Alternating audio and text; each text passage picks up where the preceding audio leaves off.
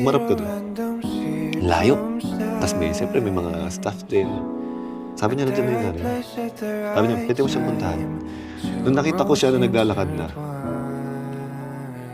yung word na nanay, nagamit ko doon sa pagkakataon na yun, na alam ko yun yung tamang time.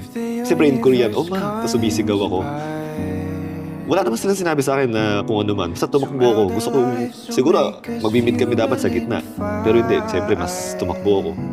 Habang tumatakbo ako, naging basketball player, naging college, naging high school, elementary, and then 6 years old. Pagyakap mo, bumalik yung 6 years old na ikaw. Yung 6 years old na, nasa airport, na hindi ko naibigay sa kanya ng time na yun.